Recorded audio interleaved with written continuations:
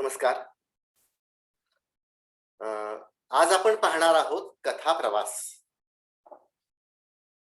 कथा ही अतिशय शास्त्रशुद्ध पद्धतीनं लिहिली जाते. जशी आपण गझल लिहितो, तशी कथाही लिहितो. मग त्याचे जसे मीटर, मात्रा, काफिया, रदीफ जसं सगळं असतं, तसे कथेचे पण तितकेच नियम असतात. पण प्रत्येक कथा ही तशीच असली पाहिजे, असं काही बंधन नाही. आता आपण गप्पा मारता हे जाणून घेऊया, की थोडंसं कथेविषयी. खरं तर कथा ही आपल्या दिनक्रमात निर्माण होते. कथा आसपास फिरत असते. कथा जेव्हा दिसते ना, तेव्हा ती ओळखता यायला हवी. कथा चटकन तिचं वेगळेपण दाखवून देते. कथा चालता बोलता सापडते. पण त्याच्यावर विचार करून कथाबीज जेव्हा सापडतं, तेव्हा ते कथेत रुजवता आलं पाहिजे, कथेमध्ये परावर्तित करता आलं पाहिजे. ते आधी आपल्या मनात रुजवता आलं पाहिजे. कथाबीज हा केवळ एक प्रसंग असतो किंवा एक प्रसंग सुद्धा असतो. परवाच एक प्रसंग. एका मॉलमध्ये एक तरुण स्त्री रांग तोडून पुढे आली अचानक आणि ओरडून हात जोडून दूध आणि ब्रेड मागू लागले. आम्ही पाहिलं तिचा चेहरा थोडासा सुजलाय. डोळ्याखालची वर्तुळं तशी खूप बोलकी आहेत. रांग आणि शिस्त महत्वाची आहे, फारसं कुणी तिच्याकडे लक्ष देत नाहीये. तिला सिक्युरिटी गार्ड काहीतरी समजावतोय. अचानक ती मॉलच्या एका बाईला हाक मारते, ताई मला मदत करा, आणि कोपऱ्यात जाऊन आडवी पडते. पाणी घेऊन आलेली मॉलची बाई अचानक ओरडते. मॉल मधल्या सगळ्या बायकांना ती ओरडून बोलवते. काय चाललंय काही कळत नाही. त्या बायका येतात, पुरुष मंडळींना मॉलच्या बाहेर हाकलतात. तिथं श्वास रोखून बघावं अशी परिस्थिती, कारण ती बाई ओरडते थोडी. बायकांची धावाधाव होते. सीसी कॅमेरे बंद करा, सीसी कॅमेरे बंद करा. हा काय चाललाय प्रकार, कोणी ओरडतं, काय झालंय काय चाललंय. आणि सीसीटीव्ही का बंद करणार आहेत. तेवढ्यात बाळाच्या रडण्याचा आवाज आला. अच्छा, तर त्या बाईला मुलगा किंवा मुलगी झाली तर अगदी अर्धा तास ती बाई बाळ जन्माला आलंय, बसू शकलीये आणि मला घरी सोडा म्हणते. मला घरी सोडा, मला दूध हवे, आधी दूध द्या. माझं घरात 1 वर्षाचं मूल आहे, दूध संपलंय, त्याला मी आत ठेवून आलीये. ते कसं करेल, बाल्कनीत गेलं तर. आणि ते काही डोक्यातून जाईना. घरात तिच्या कोणीच नाही. नवरा सैन्य दलात, एवढीच माहिती. आणि मग एक एक गोष्ट समजत गेली, कथा आकाराला येत गेली. कथेचा शेवट ठरलेला नव्हता आणि ती कथा लिहिली. मग त्या कथेत एक एक पात्र येत गेली. तो सैन्यात असूनही सुट्टीला घरी आला तर बायकोकडे 7-8 दिवसच यायचा, ते सुद्धा घरच्यांना फसवून. हिला घरातून बाहेर काढलं होतं, कारण फार वेगळं. हिच्या दिराला हिच्या बहिणीमध्ये इंटरेस्ट होता, म्हणून हिनं तिला घरी पाठवलं. आणि दीर आणि नवरा आणि सासरे काय लायकीचे आहेत हे हिच्या बहिणीनं तिच्या दिराला सांगून टाकलं. बहीण वेडी. हा दीर तिला भेटायला तिकडे गेल्यावर तिनं तोंड सुट घेतलं आणि रात्रभर तिघजण बसून, तुम्ही दारू कसे पिता, घर म्हणजे रेस्टॉरंट बार कसा केलाय, इथं पासून पिल्यावर तुम्ही काय काय बडबडता. खूप काही वेडवाकडं नाही बोलली फार ती, पण घरातली सगळी सिक्रेट्स फोडली. हा आरोप तिच्यावरती. कुणावरती? या बाईवरती, की तू घरातली सगळी सिक्रेट्स तिकडे सांगितलीस. सासून नवरामध्ये पडतो म्हणून नवऱ्यासकट तिला हाकलून दिलं. माहेरच्यांनी विश्वासघात केल्याचं दुःख होतं ह्या बाईला, की तिनं असं का केलं. तिला मी एवढ्या विश्वासानं सांगितलं होतं की दीर अशा लायकीचा आहे, तरी देखील दिराला सांगण्याची काय आवश्यकता होती. तिनं माहेर जाण्याऐवजी त्या शहरात मग एक फ्लॅट घेतला. तिथंच ती छोट्या बाळासह राहू लागली. नवरा येईना आणि पैसेही पाठवेना. लहान मुलं कसं कुठं नोकरी करणार. घरी गणित शास्त्र शिकवू लागली. 4 लोकांशी संपर्क आला, पण घर कामाला कोणी नाही. अशात घरातलं दूध नासलं. शेजारचे कामावर गेलेत, बाळ भोकेजलंय, उचलून घेण्याची ताकद नाही. 8वा महिना होता काहीतरी, 9वा नव्हता. आईला 8 दिवसापूर्वीच बोलावलं तर ती आली नाही. त्रास होतोय, खरं तर दवाखान्यात यायला न्यायला सोबत कोणी नाही. नवरा पैसेही पाठवत नाही, माहेरीही जाऊन देत नाही. पण आज निर्णय घेऊन ती सासूशी बोलली, तर तिनं फोन कट केला. नवऱ्याशी बोलली आणि दवाखान्याच्या खर्चाची तरतूद कोणा मित्राकडून करून दे, कर असं सांगितलं. आणि त्याला मी शिकवणीतून पैसे परत करेन, मी स्वतः शिकवणुकीतून शिकवणीतून जे काही 4 पैसे मिळतील ते परत करेन. आणि तिच्या लक्षात आलं की एक मंगळसूत्रासारखा महत्वाचा दागिना तरी स्त्रीधन म्हणून माझ्याकडे हवा होता. मंगळसूत्र सोनाराकडे गहाण ठेवून ती दवाखान्यात जायचं ठरवते. मैत्रिणी यायला लागली. या शहरात 4 मैत्रिणी जोडत्या आल्या नाहीत तिला. खरं तर लग्न झाल्यानंतर खूप कमी कालावधीत हे सगळं घडून गेलं. जर शिकवण्या घेतल्या नसत्या तर आज त्या शीला वहिनी पण शेजारच्या मदतीला आल्या नसत्या. तिला हॉस्पिटलमध्ये नेतायत, पण घरात आत एक बंद 1 वर्षाचा मुलगा आहे आणि हिला भोवळ येते. तिच्या हातातली दुधाची पिशवी काही करून तिला घरापर्यंत पोचवायचे. एवढ्या गडबडीत पर्समध्ये ठेवलेली किल्ली रक्ताळलेल्या हातात घेऊन ती मुलाला घेऊन दूध घेऊन जायला पाहिजे, मला दूध घेऊन जायला पाहिजे असा टाहो फोडते. कथा इथे संपत नाही, संपणारही नाही. काय होईल? ती जाते हॉस्पिटलमध्ये, जाईल का? हे हॉस्पिटल नेमकं सासूबाईंच्या घराजवळ. तिला धक्का बसला. ते नवरा गेले 15 दिवस घरी आलाय तिला हे ठाऊकच नव्हतं. शेजारच्या हॉस्पिटलमध्ये ती येऊन राहिली. कथेचं बीज आहे ना, अशा कोणत्याही घडणाऱ्या प्रसंगात आपल्याला सापडत असतं, कुठेही सापडेल. पण ते कसं शोधायचं ते आपण आता हळूहळू बघूया. कथेकडे वळू. या गप्पातून काही समजेल, हे समजेल की कथा आपल्या आयुष्यातच जास्त घडतात. आपलं आयुष्य हीच महाभयंकर कथा असते. आत्मकथा प्रत्येक जण लिहू शकतो. पण आता आपण विषयाकडे वळूया. कथेचे तसे पुष्कळ प्रकार आहेत. आपण आयुष्यामध्ये खूप छान छान छान किंवा वाईट अगदी दळभद्री गोष्टी सुद्धा पाहतो. कधी सूड कथा पाहतो. पण आपण गोष्टी पाहत असतो. आपण एखादी गोष्ट पाहिली की पटकन कुठल्या तरी मित्रमैत्रिणीला सहजपणाने सांगत असतो. कधी एकदा सांगतोय आणि कधी नाही असं होऊन जातं. खरं सांगू का?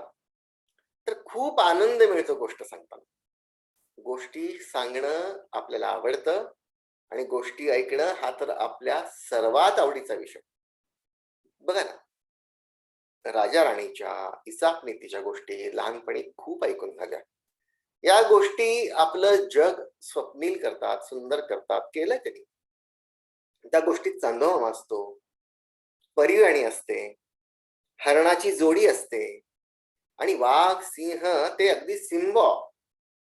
हॅरी पॉटर असतो, हत्तीची गोष्ट असते, हत्तीला सुई टोचलेली असते. हत्ती जेव्हा नदीतलं पाणी घेऊन येतो आणि त्या शिंप्याच्या अंगावर उडवतो, खूप आनंद होतो आपल्याला. आणि या गोष्टीमुळं जंगलातले सगळे प्राणी आपले फ्रेंड होतात. या गोष्टी आहेत ना लहानपणी आपण ऐकलेल्या, त्या आपलं व्यक्तिमत्व घडवतात. या गोष्टीतून आपल्याला कसं जगावं हे कळू लागतं.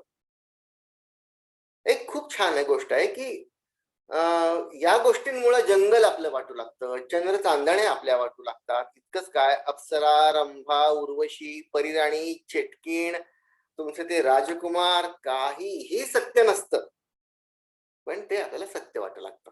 आपण त्याची गंमत बघूया. वाचताना आपल्याला साधी सुद्धा शंका येत नाही की अरेच्या, ही परिराणी तर वास्तवात नसतेच. नीट जागा करून जर त्याला विचारलं की काय रे, परिराणी खरंच असते का? आपण उत्तर विचार करून देऊ की नसते बहुतेक, पण गोष्टीत ती असते. आणि परिराणी नाही असं सांगून जरी एखाद्या आजोबा आजीबाईंना एखादी गोष्ट वाचायला दिली, मी आजोबा आजींची गोष्ट करतोय, तर तरी पण ते परिराणीची गोष्ट आनंदाने वाचतात. आपण हे आता सिरियल पाहतो बघा, ह्या गोष्टीच ना, काय एक एक थोतांड सिरियल असतात बघा. तुम्हाला सिरियल पाहताना असं वाटतं की नाही की हे असं नको, हे असं असायला हवं, हे असं दाखवायला हवं. मग एकदा वाटतं की सुख म्हणजे नक्की काय असतं. असं पाहता पाहता त्या मधुराणीच्या त्या सिरियल मधल्या नवऱ्याला धरून चोपावं असं वाटू लागतं. आणि खरंच त्याला चोपावं असं मनापासून वाटत असेल ना, तर आपण कथा नक्की लिहू शकतो. मग जर लगेच त्या सुख म्हणजेची स्टोरी बदलून द्या असं सांगितलं, तर आपण किती उत्साहाने आणि आनंदाने बदलून देऊ. असं वाटेल की ब्रेक मिळाला आपल्याला गोष्ट लिहायला घेऊन. वाचायला दिली तर त्या कादंबरीचा पूर्ण फडशा पाडू. आणि आता काय होतं की त्या कथेची नायिका आपली घरातली सदस्य वाटू लागते. मग मधुराणीचा फोटो जिथं असेल तो आपण बघू, आपण तो वाचू. तिचे काही लिहिले ते वाचू. आणि जिथं जिथं फोटो असेल तिथं तिथं आसपासचं आपण सगळं वाचून काढू. पण आनंदानं वाचायचं असेल तर आपल्याला पूर्वी कथा कादंबऱ्या आवडत होत्या. कथा असते म्हणून आपल्याला रामायण खूप आवडू लागलं. राम आपल्याला त्या कथेमुळं समजू लागला. कथा नसती तर महाभारत, बायबल कशाला वाचलं असतं आपण. आपण कथेसाठी वाचू लागतो. कथा आवडते, कथा भिनते, कथा खरी वाटू लागते. कथेत आपण भर घालतो, कथेत चमत्कार आणतो, कथेत आपलं डोकं वापरतो आणि अतिरंजित काहीही कथेत घुसडतो. म्हणून म्हणून असं म्हणतात की आपण इतिहास लिहू नये.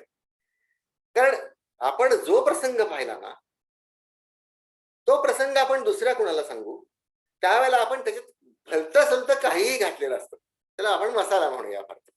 पण आता कथेकडे येऊया. चित्रपटातल्या कथा खोट्या असतात. सत्य समजलं तरी पण असत्य छान वाटतं. परत बघा, चित्रपटातल्या कथा खोट्या आहेत तरी पण आपण पडद्याकडे बघून अश्रू ढाळतो. कारण ते स्वप्नील जग आपल्याला फार आवडतं.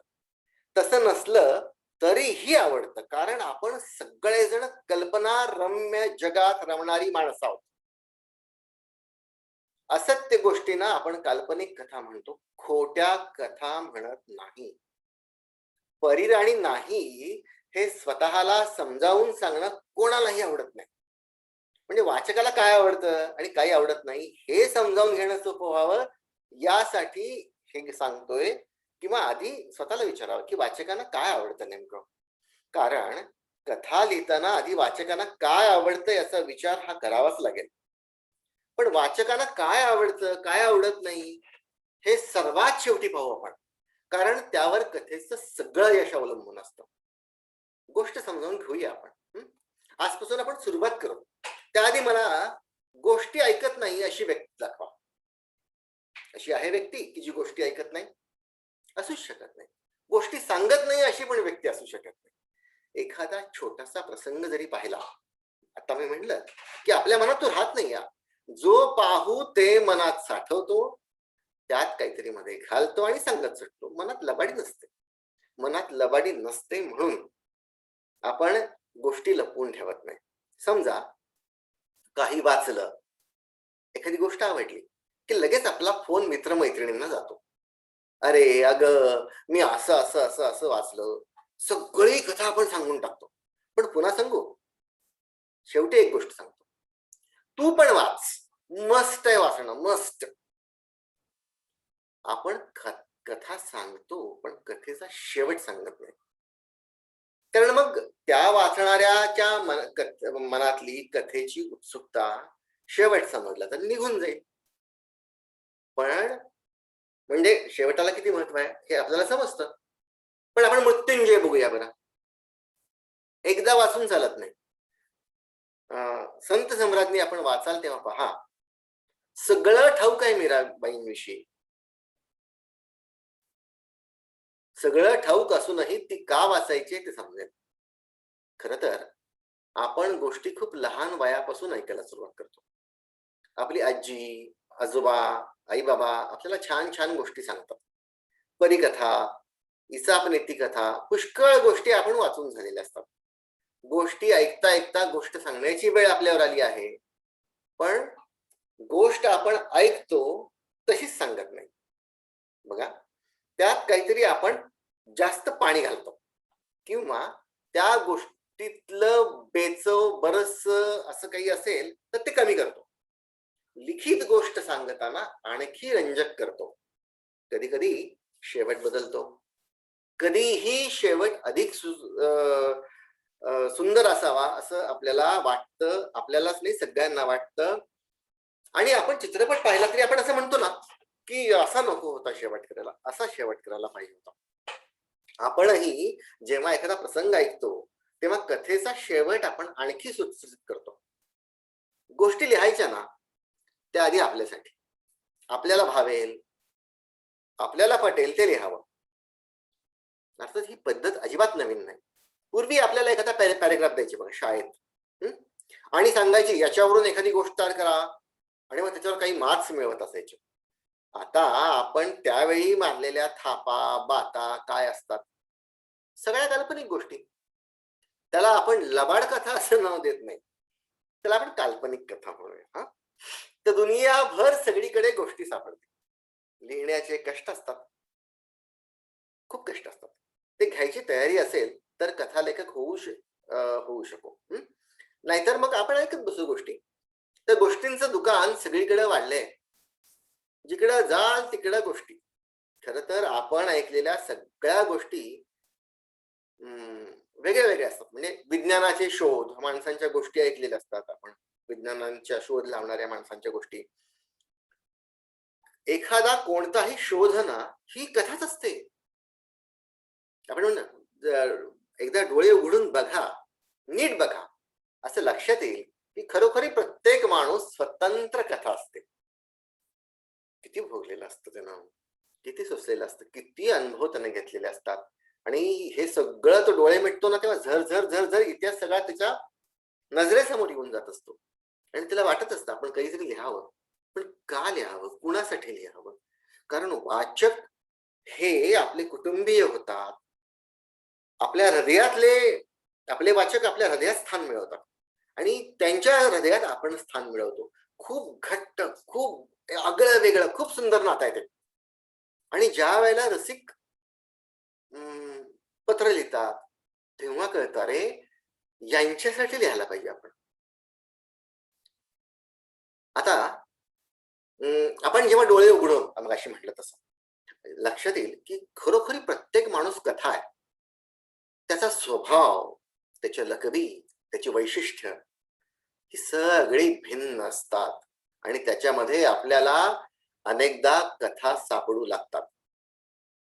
आपले परिकथा वाचण्याचे दिवस गेले, लोककथा वाचण्याचे दिवस गेले, दंतकथा वाचण्याचे दिवस गेले, आणि हळूहळू आपल्या समोर आले ते आयुष्याच्या खऱ्या खुऱ्या गोष्टींचे दिवस. जगातलं एक फार सुंदर पुस्तक आहे, यू कॅन विन. सगळ्या पुस्तकभर प्रेरणादायी गोष्टी आहेत आपल्याला माहित असलेल्या. आपण सांगत असतो ते एखाद्या कवितेतून सांगतो. कवितेतूनही गोष्ट सांगता येते.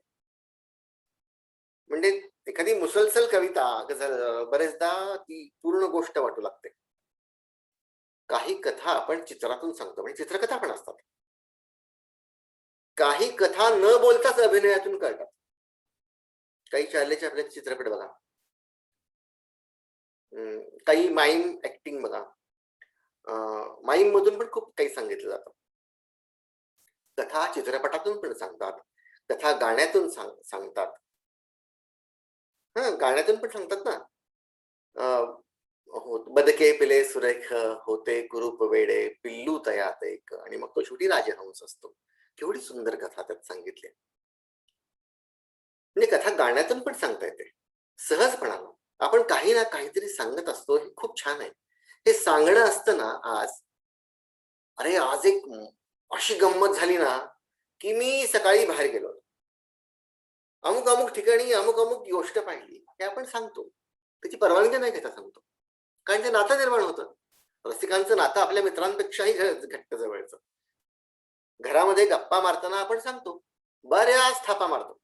मित्राला सांगतो बऱ्याच थापा मारतो. ह्या थापा म्हणजे आपण थापा म्हणायचं नाही, मगाशी मी सांगितलं काय म्हणायचं, ती कल्पना शक्ती आहे आणि त्या काल्पनिक कथा आहेत. आणि पाहता पाहता एक गोष्ट लक्षात येते, आणि आपल्याकडे सांगण्यासारखं खूप काही असतं हे लक्षात घेऊया आपण. आपल्याकडे असतं म्हणून सांगता येतं, आपल्याकडे कल्पनाशक्ती असते म्हणून सांगता येतं. आता आपल्याला फक्त ते जे सांगतोय ना ते लिहायचं आहे. इतकं सोपं आहे. म्हणजे कथा लेखनाचे खूपसे प्रकार आपण पाहिलेत.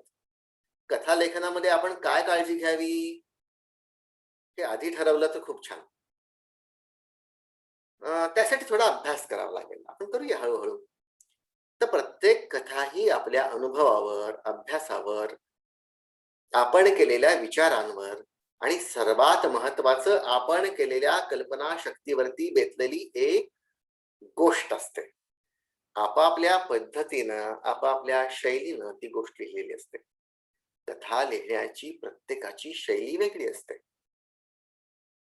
आपण अनेक मान्यवरांच्या कथा वाचलेल्या असतात, परंतु आपण असा विचार करू की आपण कथा वाचतो आहोत, तर कोणती कथा आपल्याला वाचायला आवडेल?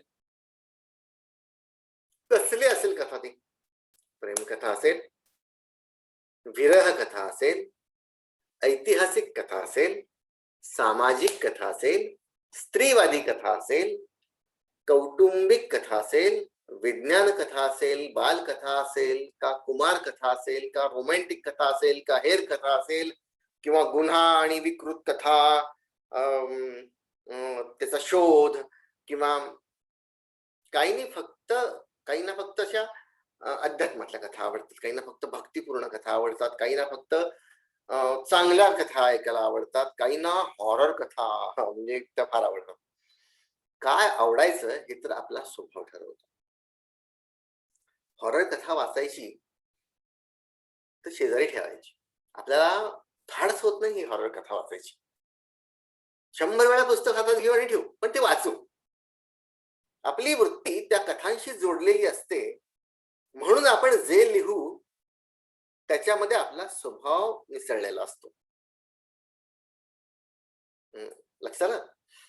आपली वृत्ती त्या कथेशी जोडलेली असते, आपला स्वभाव त्या कथेशी जोडलेला असतो, आणि म्हणून आपण जे काही लिहू ते आपला स्वभाव, आपला अनुभव. पण समजा आपल्याला विज्ञानात रुचीच नाहीये, पण एखादी कथा विज्ञान कथा लिहायची. कथेला असलेले काही मापदंड पाहायचे. कथेचा साचा एकसारखा नसतो. त्याला म्हणजे शास्त्र आहे, पण गझलेप्रमाणे मीटरची सक्ती नाही. एवढ्या शब्दात लिहायला हवं असं बंधन शक्यतो नसतं. स्पर्धेसाठी वगैरे असतं थोडस ते. कुणी कथेची सरळ सरळ सुरुवात करेल, तर कुणी फ्लॅशबॅक टाकेल, तर कधी कुणी कथेचा आधी शेवट लिहिल आणि मग कथा उलगडत जाईल. असे असंख्य प्रयोग असतात. आपल्याला कथेत खेळता यायला लागलं ना,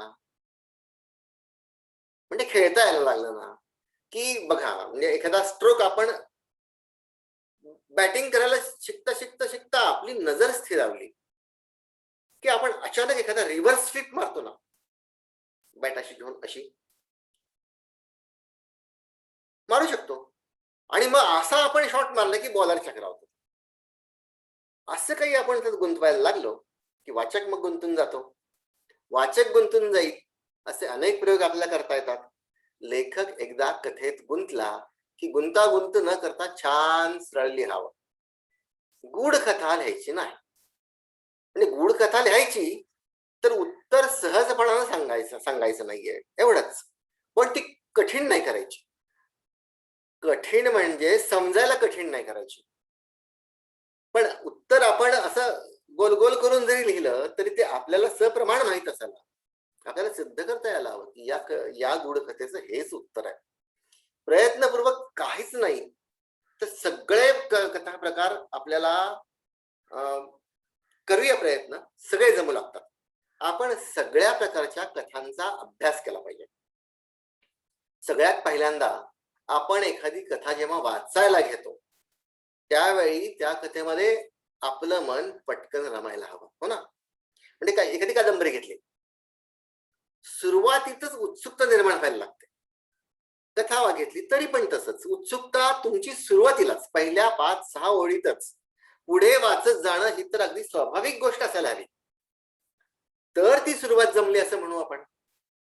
वाचन ही प्रक्रियाच मुळी अत्यंत स्वाभाविक आहे. म्हणजे रट्टे देऊन सरांनी आपल्याला वाचायला लावलं. हा, पण कथेचं असं होत नाही. कथेचा ही कथा वाच म्हणून कोणी रट्टे देत नाही. त्यामुळं कथेची सुरुवात उत्तम करायला पर्याय असत नाही. वाचकाला सांगावं नाही लागत की ही कथा तू पुढे वाच. म्हणजे आपण कथेची सुरुवात जिथून करतो तिथून वाचायला सुरुवात करून त्याच वेळेला सुरुवातीला कथेनं पकड घ्यायला हवी. कथेनं एकदा आपल्या मनाची पकड घ्यायला हवी हे कळलं म्हणजे आता ही पकड घेत असताना काय आवश्यक? फापट पसारा अजिबात नसावा. कथेत पुढे काय घडतंय हे पटकन पहिल्यांदा कळत नाही, पण काय घडेल याची उत्सुकता लागलेली असावी. आपण जे लिहितो ते वाचक पाहत असतो. त्यासाठी सिरियल चित्रपटाची आवश्यकता नसते. आपलं एक पुस्तक हे सिरियल, चित्रपट, नाटक सगळंच आहे. तुम्ही आपण आपण जे लिहितो ते वाचक वाचतो हे सगळ्यात आधी लक्षात घ्यायला पाहिजे. लेखकानं हे खरोखर लक्षात घ्यायला पाहिजे की आपण जे लिहू ते वाचक पाहत असतो. हे लेखकाला समजायला पाहिजे. म्हणजे लेखकाला जी कथा दिसते ती कथा तशीच्या तशी उतरवायची. म्हणजे मला जी कथा लिहिताना दिसतीये ती तशीच तशी उतरवायची. त्यासाठी आवश्यक तो तपशील लिहावा. हा जो तपशील असतो ना त्या तपशिलावरून लेखकाचा अंदाज येतो, लेखनातला कस समजतो. या विधानावरून लक्षात येईल की घटना लिहिणे म्हणजे कथा लिहिणे नाही. केवळ घटना लिहिणे म्हणजे कथा लिहिणे नाही. कथा सशक्त हवी. घटनाही कौशल्यानं तेवढ्याच ताकदीनं जीव तोडून लिहाव्यात. आपल्याला ही कथा विलक्षण आहे हे वाचताना सुरुवातीला समजायला हवं. हे वाचलंच पाहिजे. ही हुरहुर, ही होड तुमच्या शैली निर्माण करते, तुमचं लेखनाचं काय म्हणून कौशल्य निर्माण करतं. म्हणून सुरुवात खूप मनाला भावणारी, ओढणारी, ताकदीची असली पाहिजे. मन ओढून गुंतवणारी असेल ती सुरुवात, लक्षवेधी असेल, चित्ताकर्षक आपण ज्याला म्हणतो, सहज कथेत सामावून घेणारी असेल तर ती शेवटपर्यंत वाचली जाते. एखादी कथा पुन्हा पुन्हा वाचायला हवी, इतकी छान लिहायला हवी. एखादं वर्णन भारावून टाकणार असलं पाहिजे. कथा काही देणारी असते. कथेचा खूप शेवट काही शिकवून जातो.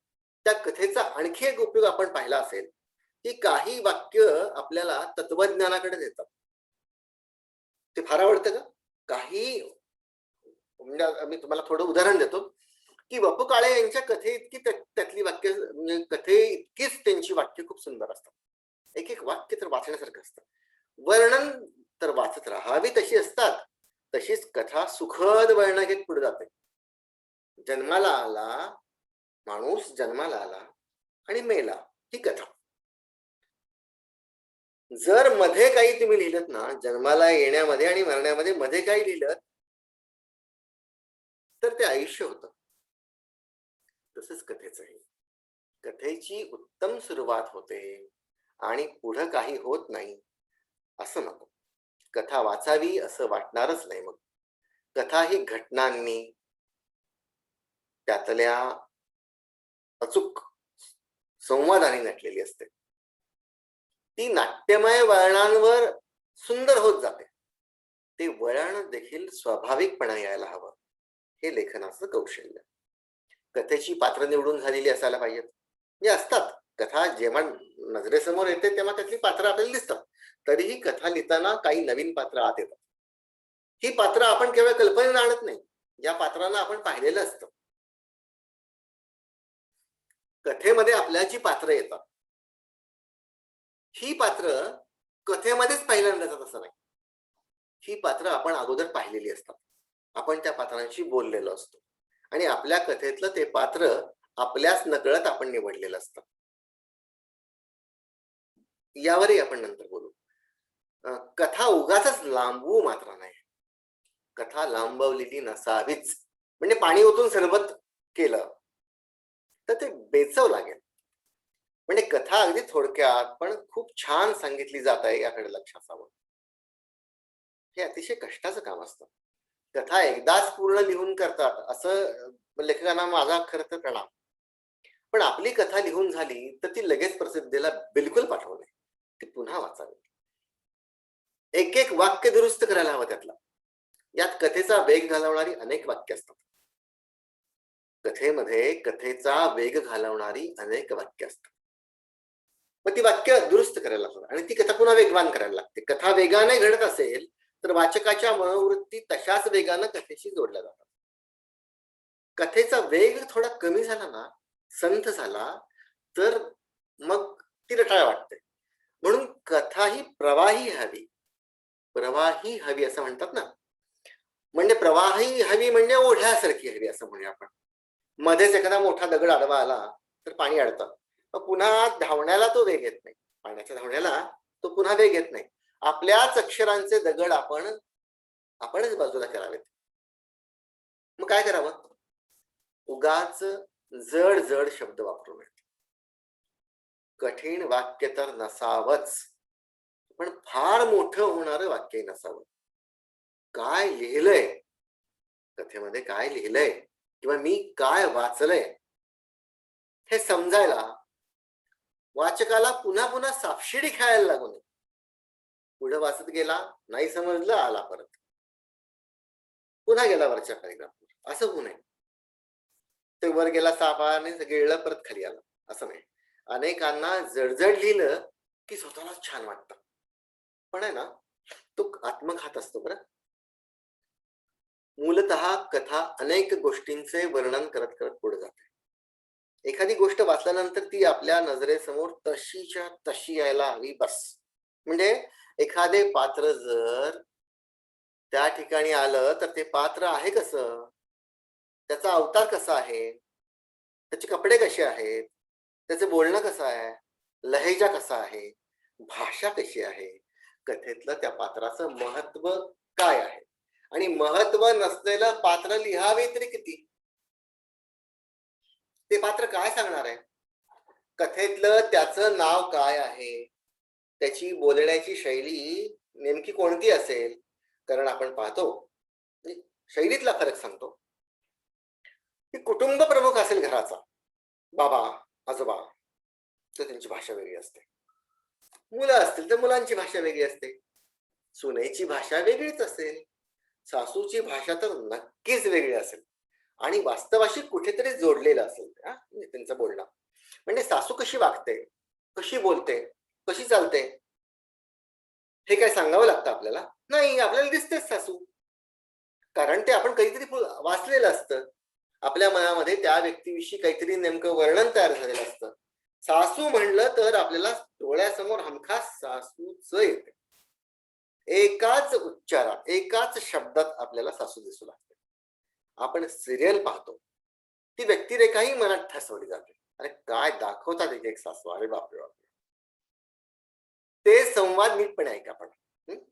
ते जे संवाद आहेत ना, ते नीटपणे ऐका. नीटपणे ऐकले नाहीत तरी ते पात्र समजतं.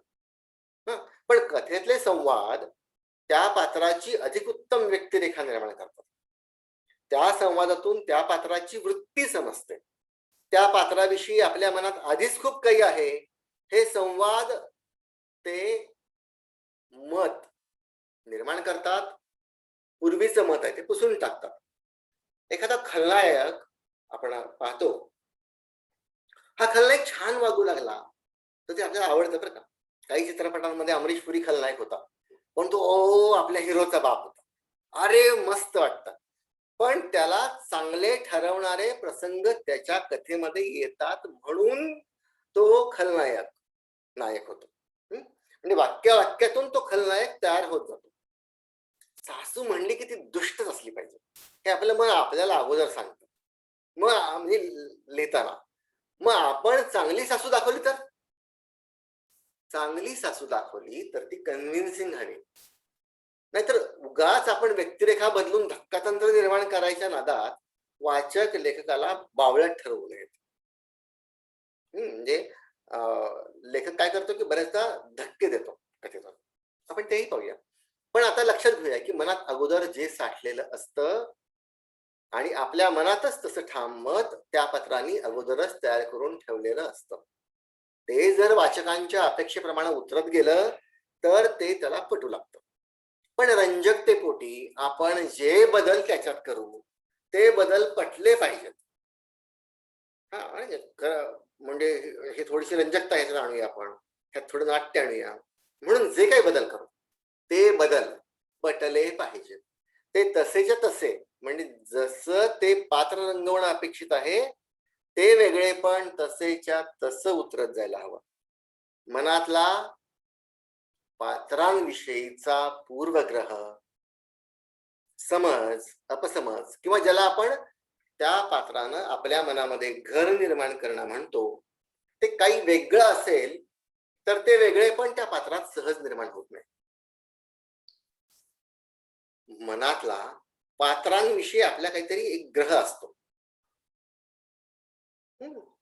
हे पात्र असंच असतं असं, त्यानं आपल्या मनामध्ये आधी घर निर्माण केलेलं असतं. पण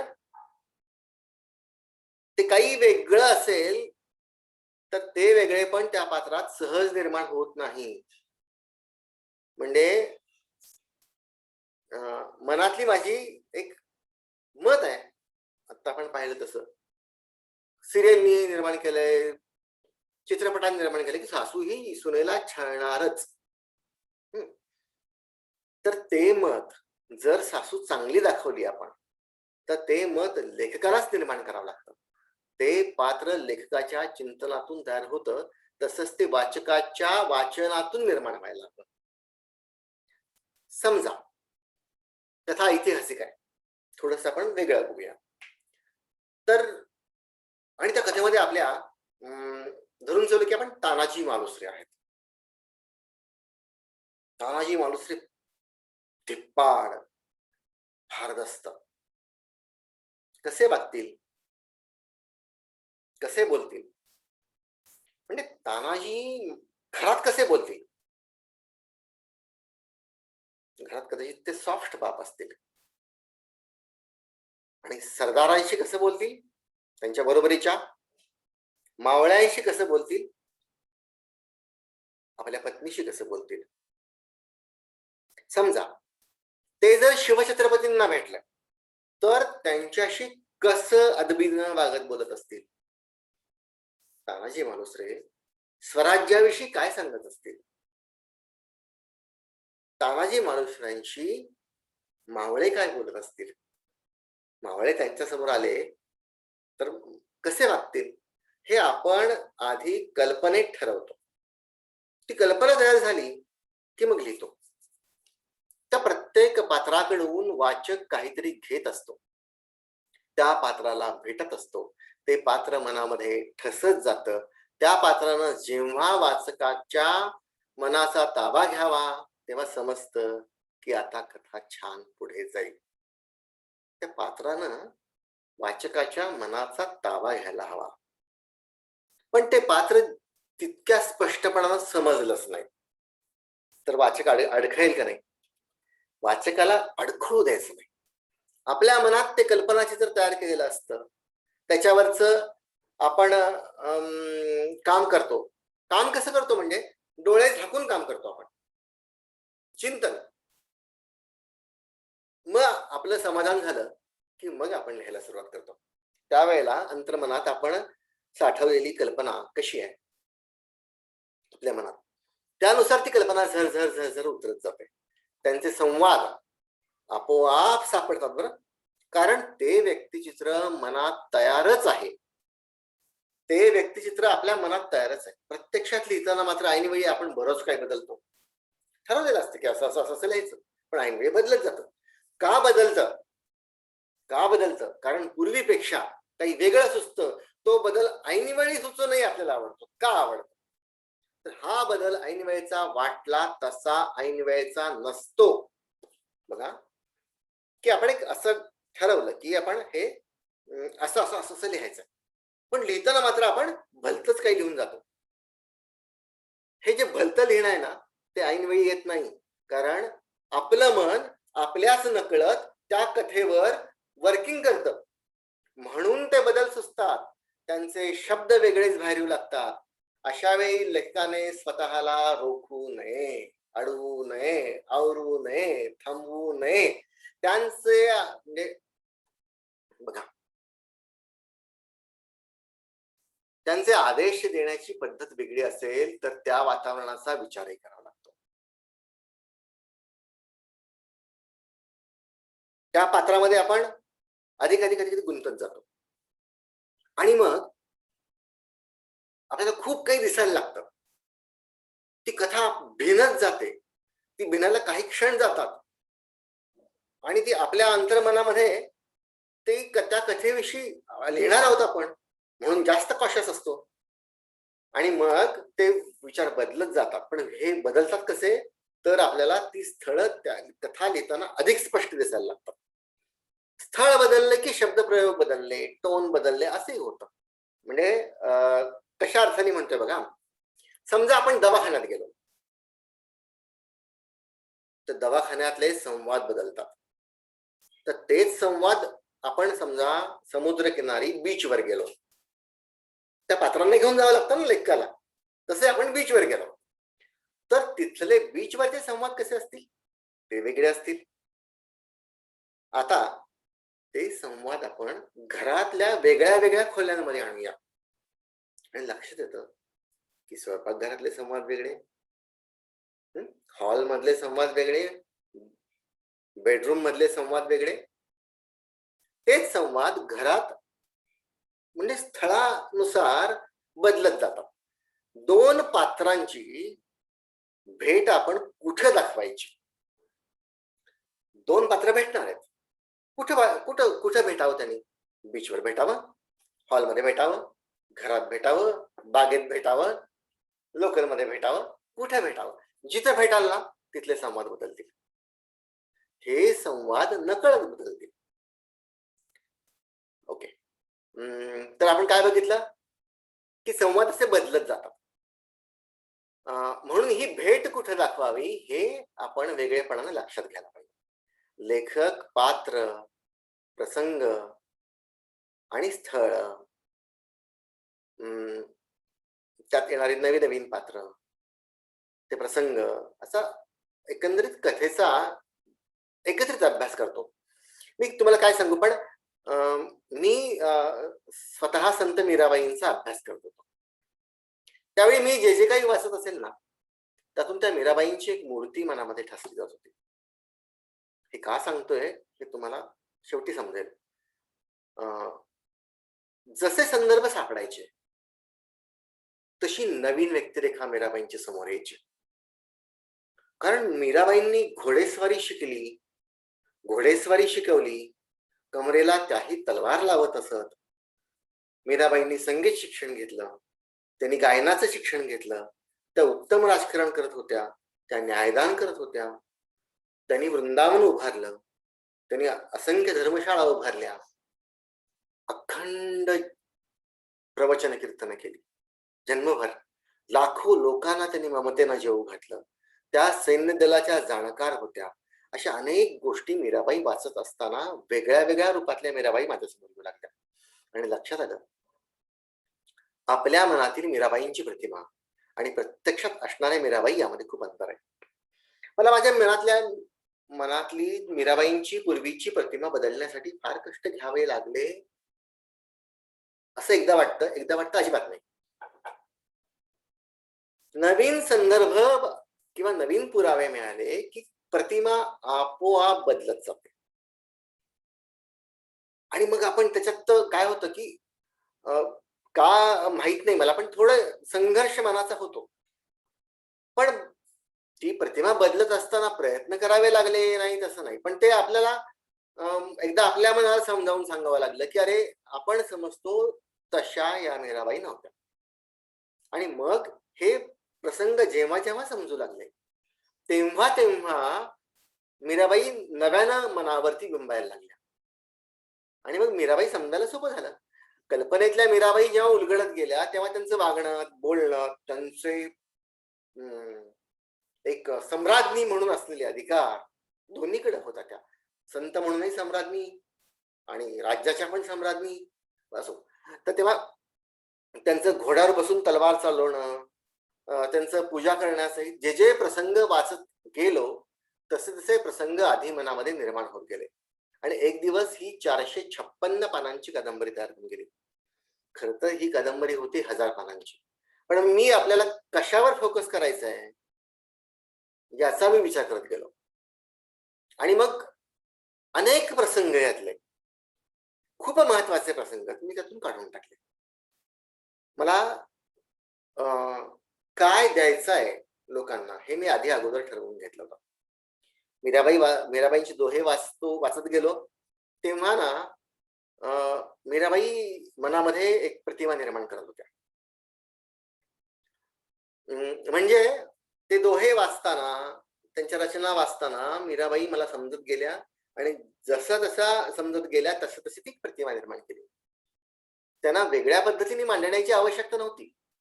पण जेव्हा जेव्हा त्यांच्या मधले अनेक असंख्य गोष्टी बाकीच्या समजल्या मला, त्यावेळेला मात्र मला ती प्रतिमा बदलावी लागली. मनाने ती बदलली आणि लिहित गेलो. छत्रपती शिवाजी महाराजांचा कथेमध्ये जेव्हा त्यांच्या कथेमध्ये सैनिकांशी महाराज बोलतात किंवा राजमाता जिजाऊंशी बोलतात, तेव्हा त्या लेखकाच्या हृदयामध्ये शिवछत्रपतींचा अभ्यास करताना ज्या ज्या गोष्टी पूर्वी ठसलेल्या आहेत त्याच गोष्टी उतरत जातात. म्हणजे एक प्रकारे प्रत्यक्ष छत्रपती शिवाजी महाराज काय बोलतील हे आपल्याला आपोआप सुचतं, सहजपणाने सुचतं. इतकं ना की एकही संवाद आपल्याला मुद्दामून लिहावा लागत नाही, इतके आपण शिवछत्रपतींशी लिहिताना एकजीव होत जातो. पण मनात लिहितानाचा प्रामाणिकपणा हवा. तो कुठूनही तुम्हाला प्रशिक्षणातून मिळणार नाही, कोणी सांगू पण शकणार नाही. मग ते अद्वैत साधलं जातं. मग कथा लिहा, शिवछत्रपतींची लिहा, कुणाची कथा लिहा, कादंबरी लिहा, तुम्हाला अद्वैत साधलं जातं. एकरूप होणारं लेखन व्हायला हवं त्या पात्राशी. म्हणजे कित्येकदा असं लेखन होतं की आपण हे लिहिलंय यावर लेखकाचा विश्वासच बसत नाही. आजपर्यंतच्या सगळ्या ऐतिहासिक गोष्टी तुम्ही पहा किंवा अधिक प्रामाणिक लोक असतात ते भक्ती कथा लिहिणारे असतात. ते म्हणतात बघा, पदरचे घातले नाही. हे माझ्याकडून कुणीतरी लिहून घेतलंय. माझ्या अंगामध्ये हे लिहिताना कुठली तरी दैवी शक्ती संचारली आहे असं वाटतं. मलाही असं वाटलं होतं. इतकं ते मीरामय होऊन जाणं असतं. हाच अनुभव प्रत्येक कथा लिहिताना यायला हवा. येईलच असं नाही.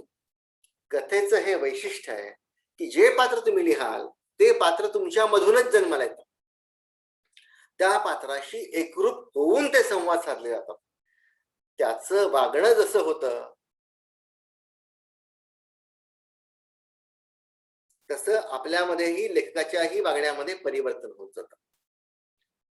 ते लिहिता आणि त्याच्या स्वभावाप्रमाणे आपण ते पात्र खुलवत जातो. म्हणजे सांगतो तुम्हाला की कारण आपणही तसे खुलत जातो त्या पात्राप्रमाणे. म्हणून लिहिणं ही अनुभूती आहे. लिहिताना लेखकाचं स्वतंत्र अस्तित्व राहिलं, लिहिताना लेखकाचं स्वतंत्र अस्तित्व राहिलं, लेखक वेगळा आणि कथा वेगळी असं झालं तर कथेला, कादंबरीला कधीही न्याय मिळणार नाही, जन्मात न्याय मिळणार नाही. आता बघूया आपण की जसं अभिनय करत असताना अभिनेत्याला विचारलं की तुम्ही साईबाबांचा रोल करता आहात तेव्हा तुमचं वेगळं अस्तित्व तुम्हाला जाणवतं का हो? असा प्रश्न त्यांना विचारू आपण की तुम्ही साईबाबांचा रोल करता आहात, तुम्हाला इथं तुमच्या आसपास कुठे साईबाबांचं अस्तित्व जाणवतं का? उत्तर येईल होय. साईबाबा लिहिताना साईबाबा आसपास नव्हे त्या अभिनेताच्या मनात असतात. तो अभिनेताच साईबाबा होतो.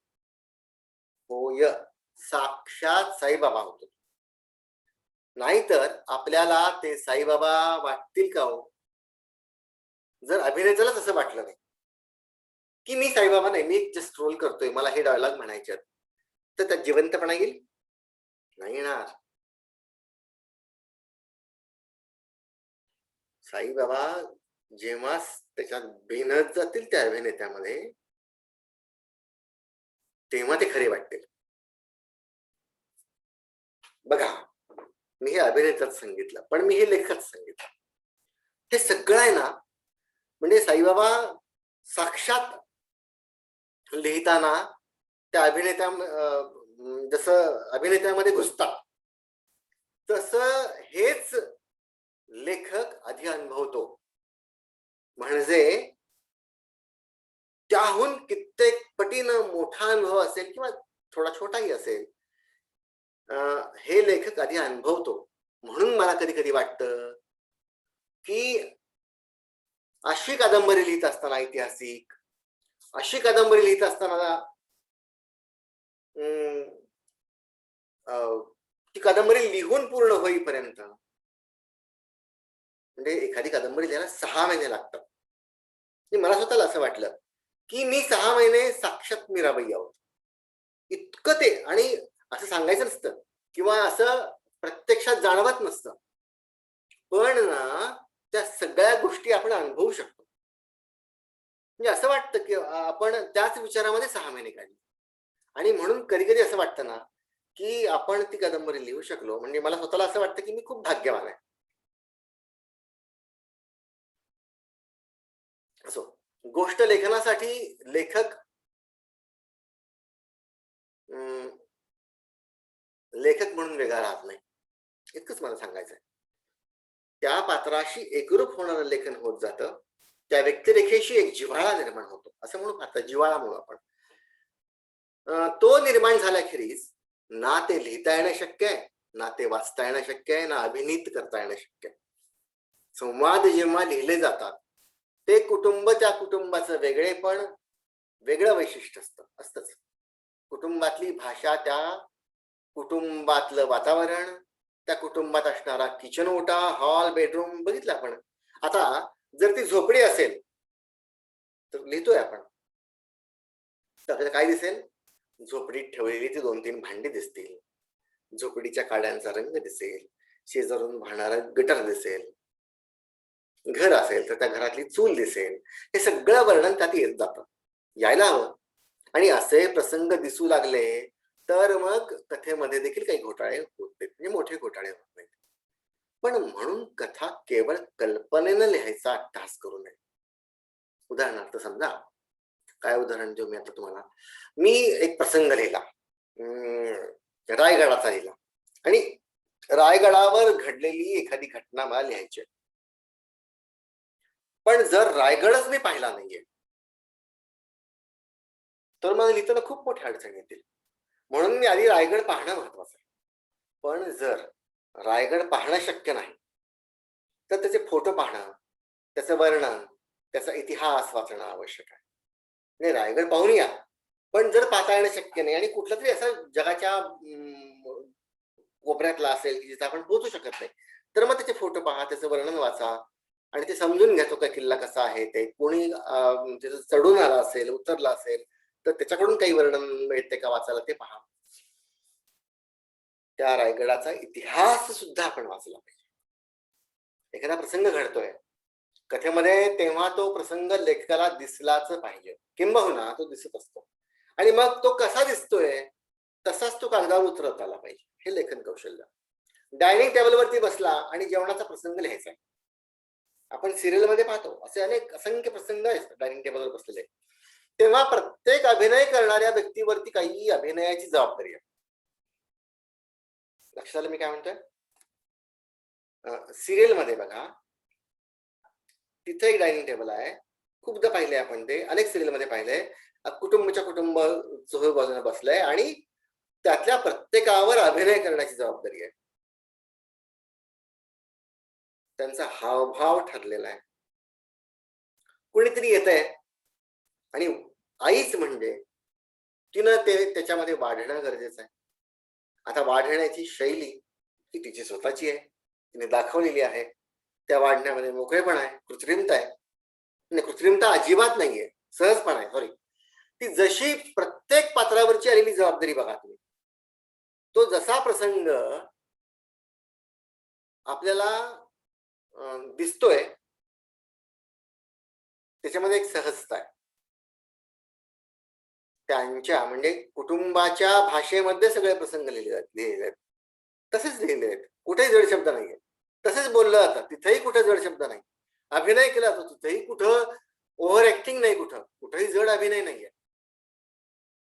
आणि त्याच्यामध्ये त्या प्रसंगामध्ये सहजता यावी याची काळजी दिग्दर्शक घेतच असतो.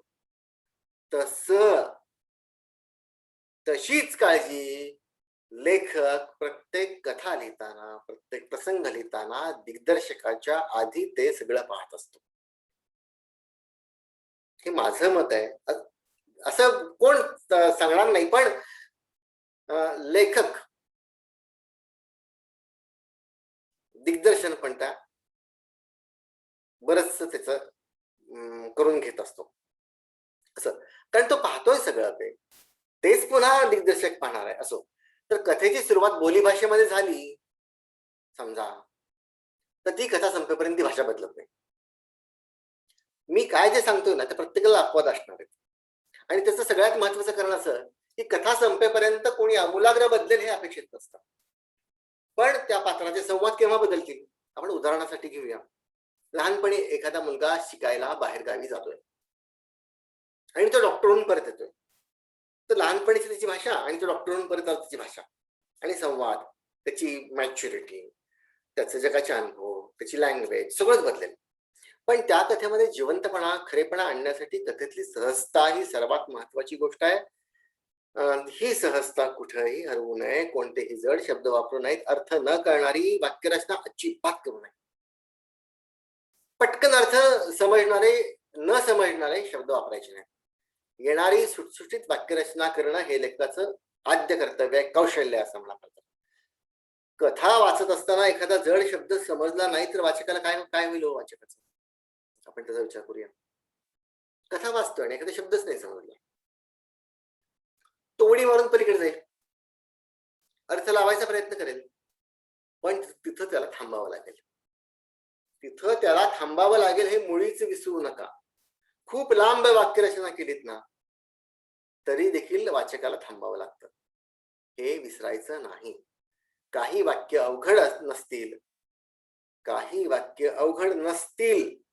तरी पण थांबावं लागतं, हे जाणून वाक्यरचना पण नीट करावी. लक्षात घ्या, बऱ्याचदा आपण कवितेसारख्या वाक्यरचना करतो. तो मोह कुठे टाळायचा हे समजलंच पाहिजे. एखादी गोष्ट नाही समजली तर पुन्हा मागे जाऊन वाचावं लागतं, हे आधी लेखकाला माहित पाहिजे. आधी आपण हे कधीच विसरायचं नाही. सहजपणाने वाचता यावं, जे वाचलं ते समजावं. इतक्याच साध्या भाषेत लिहिणं देखील कौशल्य आहे. अवघड भाषा समजत नाही असं नाही, पण तो वाचक वर्ग वेगळा असतो.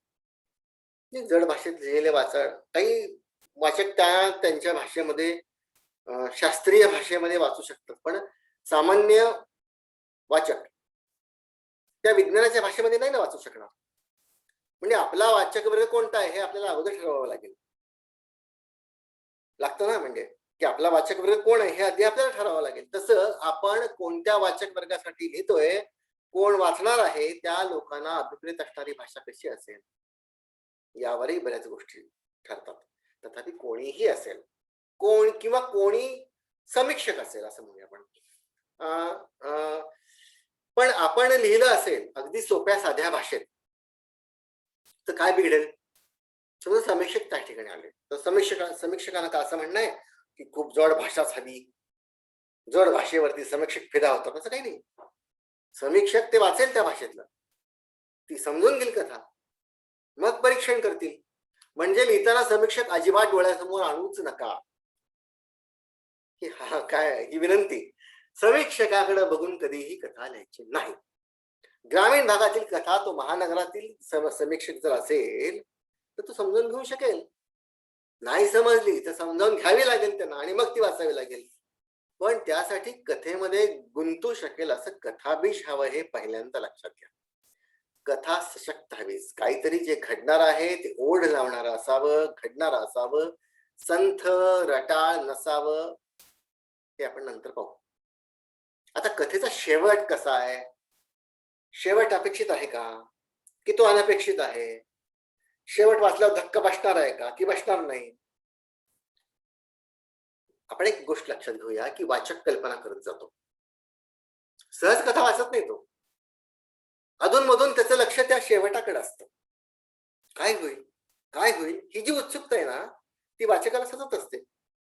हे असं होईल का, हे असं घडेल का, हे विचार त्याच्या मनामध्ये येतच असतात.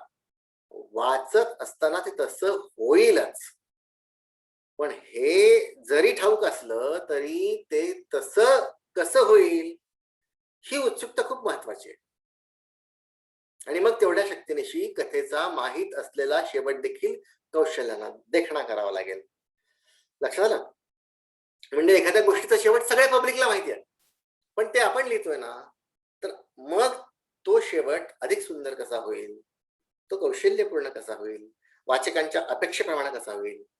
आणि समजा कथेचा शेवट अनपेक्षित असला, हे कथेच्या उत्तम गुणांपैकी एक गोड गुण मानला जातो की कथेचा शेवट हा अनपेक्षित आहे.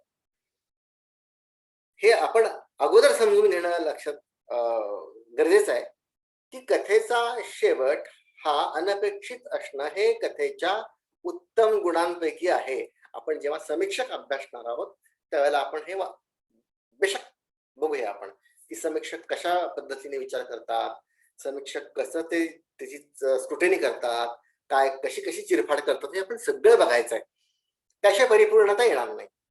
पण साधारणपणानं कथा घडते, कधी त्याचं बरं केलं म्हणजे ती कथा घडलेली तिचं कशी छान होईल, आणखी छान काय करता येईल.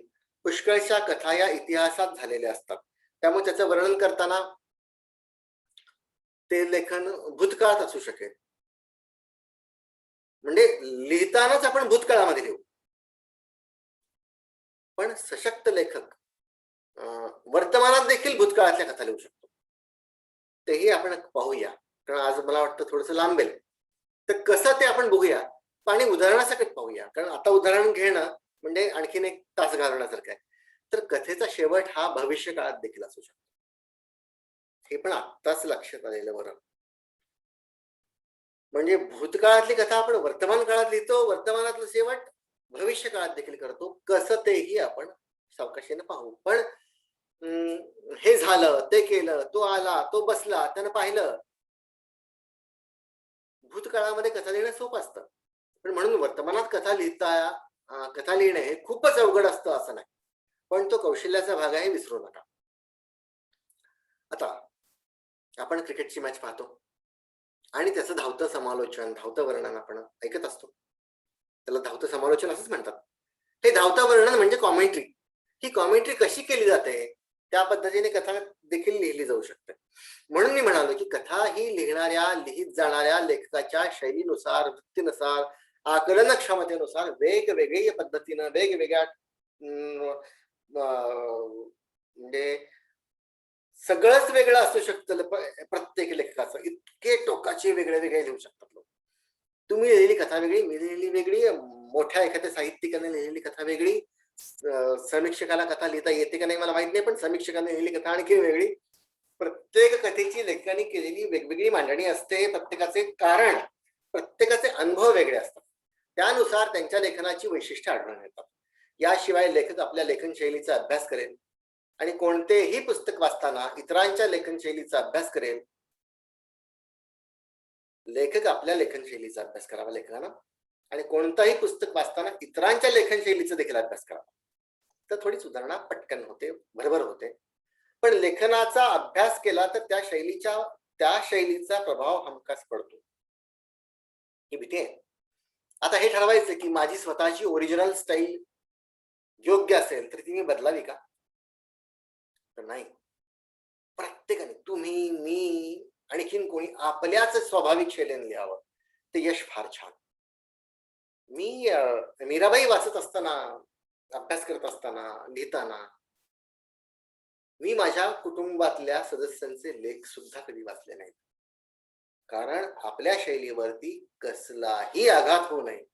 आघात म्हणलं, कसलाही होऊ नये हे जपणं आवश्यक होतं. मी आघात का म्हणालो हे आपण पाहूया. पण आज थांबूया. मी सगळ्यांना मनापासून शुभेच्छा देतो. आपला हा निर्णय अतिशय चांगला आहे आणि खूप कौतुकाचं आहे की आपण हे बघता आहात आणि त्यानिमित्ताने मला बोलण्याची संधी दिली. मी खरंच खूप तुमचं सगळ्यांचं ऋणी आहे. खूप धन्यवाद.